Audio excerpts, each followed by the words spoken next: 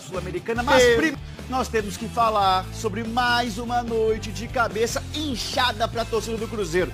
Na Sul-Americana são 3 jogos e 3 derrotas. Ontem foi contra o Palestino, jogo lá no Chile. Agora, gente, o time está muito perto de uma eliminação histórica. Até onde vai a paciência do torcedor com o Cruzeiro em 2025?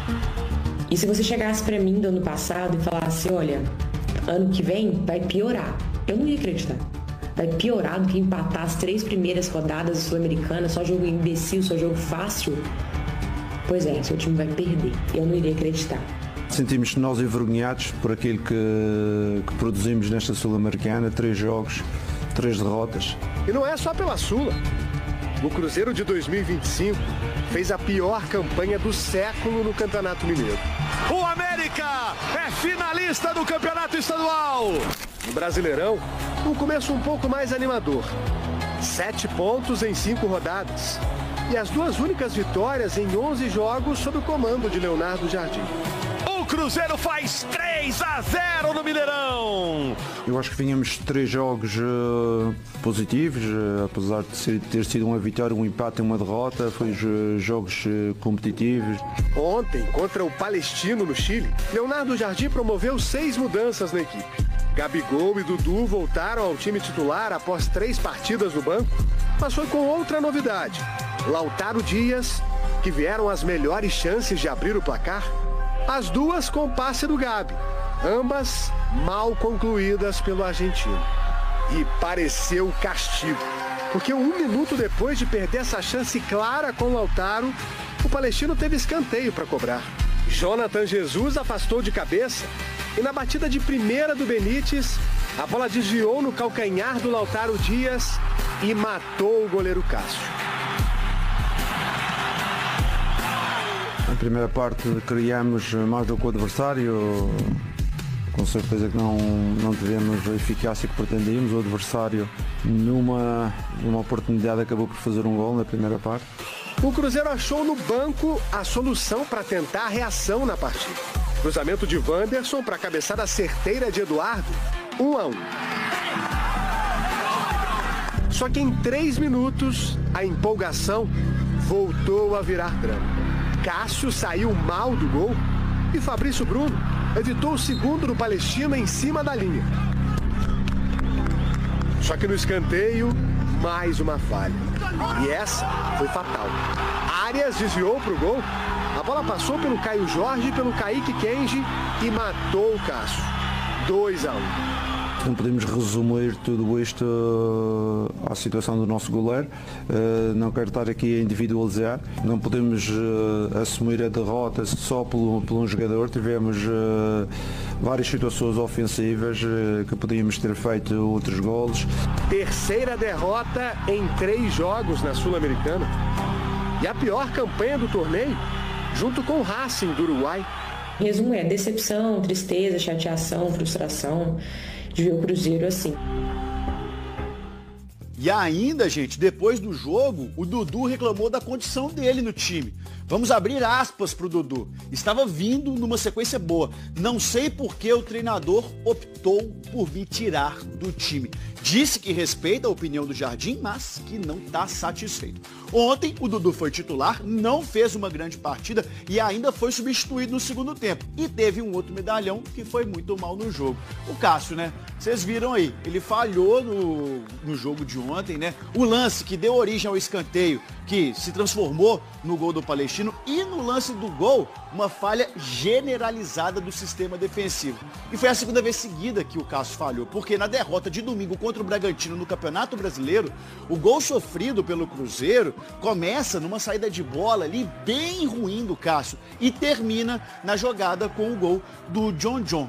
Vamos dar uma olhada na classificação do grupo E da Sul-Americana. O Cruzeiro não pontuou até agora e pode ser eliminado na primeira fase ainda, nessa fase de grupos, em uma competição internacional, pela primeira vez na história. Mas o Cruzeiro já esteve nessa situação aqui antes, viu? O time, campeão da Libertadores lá em 1997, também perdeu as 3 primeiras partidas naquele ano. Aí o Cruzeiro se recuperou e o resto a gente já sabe, né? É história. Galgão, com você e a sua insatisfação, não só com o resultado de ontem, mas com o futebol que o Cruzeiro vem apresentando. Ô Bel, na verdade, se você for observar, esses jogadores eles recebem uma carga de coisas que acontecem com o Cruzeiro há mais ou menos uns 5 anos. Isso é verdade. Mas há de se distribuir a devida responsabilidade a todos. Primeiro, eu vou repetir o meu protesto aqui, porque é o que eu falo para todo mundo, que não adianta você gastar dinheiro demais e não fazer planejamento. Porque o que demonstra no Cruzeiro é que não tem nenhum planejamento. É só muito dinheiro gasto. O segundo, que é uma fala do Toledo, inclusive, no outro bloco, sobre o Pedrinho ter comprado o boi do Gabriel Barbosa, ter entrado abraçado com ele no Mineirão, aí é o jogador chamar para si a responsabilidade de uma expectativa que foi colocada sobre ele, certo? Terceiro ponto, Cássio, eu vi hoje uma matéria falando o seguinte, quando falha um, falham todos, quando perde um, perdem todos, mas a devida responsabilidade de ontem do péssimo jogo é dos jogadores, mas o resultado crucial é sua responsabilidade. Você pode ir lá, postar nas suas redes sociais, por exemplo, foto com as taças do Corinthians, que para nós cruzeirenses não representa absolutamente nada, e não representa para nenhum torcedor que não seja torcedor do Corinthians, certo? Mas hoje você deve ser cobrado pela falha sim. E se eu sou você, nem pedia para ser relacionado no próximo jogo. E para encerrar, vamos blindar Leonardo Jardim, senão vamos ficar trocando de treinador sempre e não vai resolver os problemas que é de responsabilidade dos jogadores. O coletivo, obviamente, né, tirou a responsabilidade apenas do Cássio, mas em todos. Daqui a pouco vamos ouvir também o que o Dudu falou, falas fortes aí do Dudu, mas o Jardim deixou bem claro que essa campanha está deixando todo mundo envergonhado. Primeira parte, criamos mais do que o adversário, com certeza que não tivemos a eficácia que pretendíamos. O adversário, numa oportunidade, acabou por fazer um gol na primeira parte. Num duelo perdido, nós, numa bola que chamamos a atenção várias vezes, que é o futebol direto, perdemos o duelo, deixamos de entrar em escanteio e depois acabamos por sofrer. Mas sinceramente, mais do que isso, sentimos nós envergonhados por aquilo que produzimos nesta Sul-Americana. 3 jogos, 3 derrotas. Não há nada que nos esconda, porque acho que nós, quando eu digo nós, com certeza estou-me incluindo à frente do grupo, a nossa produtividade foi muito abaixo do que aquilo que deveríamos ter dado. E é muito fácil a gente colocar a culpa no treinador. Hoje em dia é muito fácil. Em 8 meses o Cruzeiro já teve troca de treinador, já sai treinador, entra treinador. E a responsabilidade sobre os jogadores, a gente simplesmente passa deles para o treinador, chega um outro treinador, as mesmas peças fracassam, não funcionam. Eu particularmente não boto mais fé no Wallace. Para mim o Wallace ele é frustrante. E foi uma contratação que não deu certo. Está confirmado. Está confirmado, Wallace. Você não deu certo com a camisa do Cruzeiro. Você não deu certo com a camisa do Cruzeiro. O Cássio não se firma. Não deu certo com a camisa do Cruzeiro. Eu ainda vou eximir um pouco o Gabriel Barbosa, porque eu vejo nele vontade de jogar e o Dudu também. Vai cair sobre o Gabriel Barbosa toda a responsabilidade de algumas coisas pelo tamanho que ele tem, pelo marketing, por aquilo que ele exerce, por aquilo que ele representa, tá? Às vezes, para o futebol. Mesmo que ele tenha feito isso lá no Flamengo e aqui no Cruzeiro, ele ainda não conquistou absolutamente nada. Então essa é a devida responsabilidade. Fora, meu amigo, que o Alexandre Matos, nesse momento em que ele tem que ser mais enérgico e tomar alguma medida, ou de repente sentar do lado do Leonardo Jardim e assumir a responsabilidade também de tudo que está acontecendo, nesse momento ele não aparece. Então, meu querido, acho que a responsabilidade tem que ser dada aos jogadores. E ao treinador nós temos que blindar nesse momento. Senão vai trocar o treinador, vai melhorar momentaneamente, depois vão vir os mesmos problemas. Não vai ter tempo de remoer muito essa derrota não, porque já tem desafio pelo Brasileirão. Em busca da recuperação. Depois de mais uma derrota na Sul-Americana, o Cruzeiro volta a pensar no Campeonato Brasileiro.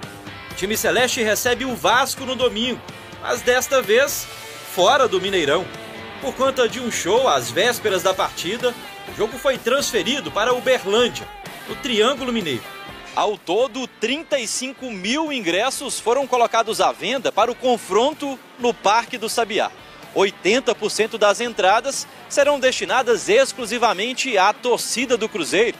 E quem estiver por lá vai sentir a falta de um titular absoluto da equipe.